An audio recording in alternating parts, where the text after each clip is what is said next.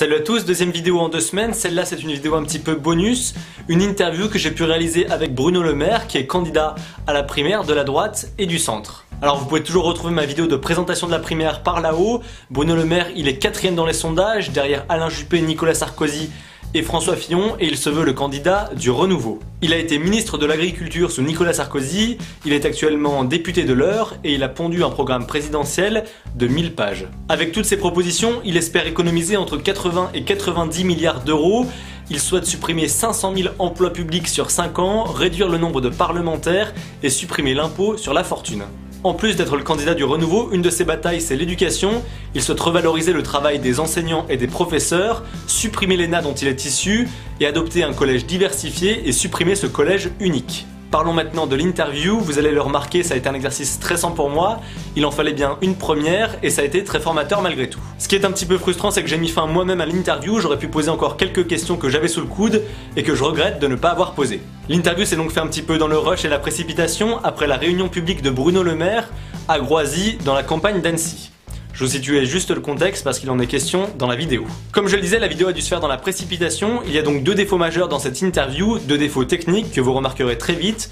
La vidéo n'est pas très nette car il y a eu un souci de mise au point, mais j'ai quand même décidé de publier la vidéo pour ne pas gâcher tout ce travail. Et on a également eu un petit souci de son de quelques secondes au milieu de la vidéo quand il parle de l'Olympique de Marseille, vous le remarquerez également. En tout cas, j'ai tout fait pour essayer de poser des questions originales et non pas lui faire répéter son programme qu'il venait d'expliquer durant 1h30. Allez, trêve de blabla et d'explications, je vous laisse avec cette interview de 6 minutes. Comme d'habitude, vous pouvez vous abonner en cliquant par ici, vous pouvez me rejoindre sur les réseaux sociaux, les liens sont dans la barre d'infos, et vous pouvez toujours commenter, liker, partager la vidéo si elle vous a plu. D'autres interviews devraient arriver très prochainement, je l'espère. Je vous donne rendez-vous la semaine prochaine pour une nouvelle vidéo. D'ici là, portez-vous bien et tenez-vous informés. Ciao. Du coup, on a eu François Fillon qui est venu ici, Nicolas Sarkozy, il y a Nathalie Kosciusko-Morizet qui est là demain. Est-ce qu'un petit peu la Haute-Savoie, c'est un peu un fief de droite où il faut un peu passer pour essayer de récupérer des points? D'abord, c'est un département qui est magnifique, la Haute-Savoie. Donc plus on peut y passer du temps, mieux on se porte. Là, je suis allé à la Clusaz, j'ai défendu le secteur du tourisme, qui est vital pour la Haute-Savoie. Il y a aussi un secteur industriel qui est très fort, un secteur agricole qui est très puissant, qui fait des produits parmi les meilleurs de France. Donc voilà, c'est pour ça que je suis en Haute-Savoie. Après, oui, il y a un électorat, on vient discuter avec tous ceux qui peuvent participer à la primaire, mais c'est d'abord par attachement à la Haute-Savoie, à ce territoire qui a beaucoup de caractère, que je suis là. C'est pas frustrant d'être dans une salle des fêtes, d'être un petit peu isolé de l'agglomération, justement, c'est pour être sur tous les terrains, comme vous le revendiquez? Oui, il faut être sur tous les terrains et surtout, je crois que c'est ce que nous ont appris toutes les dernières élections à l'étranger. Il faut écouter les Français, comprendre leurs attentes, y répondre avec beaucoup de force. Parce que si on ne prend pas la mesure de la colère de beaucoup de Français, du ras-le-bol de beaucoup de Français, et qu'on n'apporte pas des solutions vraiment fortes, on s'expose à de vrais risques l'année prochaine. Vous étiez à Marseille il n'y a pas si longtemps en déplacement, vous avez reçu un maillot de l'OM. Oui. Parce que quand on vient de Paris, quand même, c'est pas un petit peu compliqué pour le porter après dans les rues de la capitale? Je ne vous dis pas que je le porte dans les rues de la capitale, mais on peut le porter ailleurs. Quand je me déplace beaucoup en France, ça m'a fait très plaisir. C'est Dominique Tian, le premier adjoint au maire de Marseille, qui m'a offert ce maillot. Et donc je suis très fier d'avoir un maillot de l'OM. Est-ce que c'est important de se rendre légitime quand on est né à Neuilly, quand on a fait l'ENA, finalement qu'on appartient quand même à une catégorie de population qui n'est pas ce qu'on peut retrouver ailleurs? Oui, mais je pense que c'est justement parce que je viens du système, que j'ai fait l'ENA, que je viens de la haute fonction publique, que je suis le mieux à même de transformer ce système. Je le revendique, oui, je viens du système, mais justement, je vais transformer le système. L'haute administration, je la connais par cœur. L'ENA, je la connais par cœur. Les grandes écoles, je connais par cœur. Les milieux qui dirigent en France, je connais par cœur. C'est justement ça qui va me donner la force et la connaissance pour changer le système. Vous avez un programme de 1000 pages, vous avez fait ce livre-là. François Hollande a eu du mal à tenir 60 promesses. Est-ce que c'est pas compliqué du coup sur ces 1000 pages-là? Combien risque de ne pas être tenu? Justement, le problème de François Hollande, c'est qu'il n'avait rien écrit de très précis et que du coup, on a vu le résultat, un désastre. Moi, j'ai voulu prendre exactement le contre-pied des slogans de François Hollande ou des slogans des candidats à la présidence de la République en arrivant avec un projet qui est précis, clair, chiffré. Et s'il y a bien une chose dont je suis fier, c'est que l'Institut Montaigne, il n'y a pas très longtemps, a dit que le projet le plus chiffré, le plus précis, c'était mon projet. Vous incarnez le renouveau, c'est un petit peu votre cœur de campagne.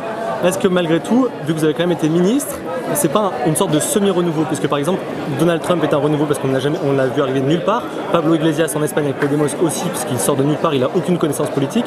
Est-ce que finalement, c'est pas un petit peu à moitié comme une connaissance du système? En France, il n'est pas mauvais.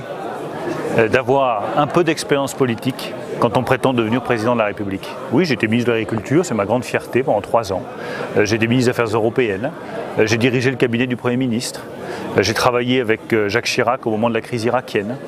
Mais je pense que ça vous donne le poids et la crédibilité suffisante pour prétendre devenir président de la République et surtout être un bon président de la République. L'éducation et les jeunes, c'est aussi un cœur de campagne, aussi oui. Avec ce compte avec les jeunes avec Bruno Le Maire. Malgré tout, il y a quand même très peu de jeunes qui sont politisés, qui ont foi en la politique. Comment est-ce que vous voulez expliquer ça? Parce que je pense qu'il y a un dégoût complet de la classe politique, on leur présente toujours les mêmes. Là, vous voyez ce soir, il y avait beaucoup de jeunes qui étaient présents, je trouve que c'est un très bon signal.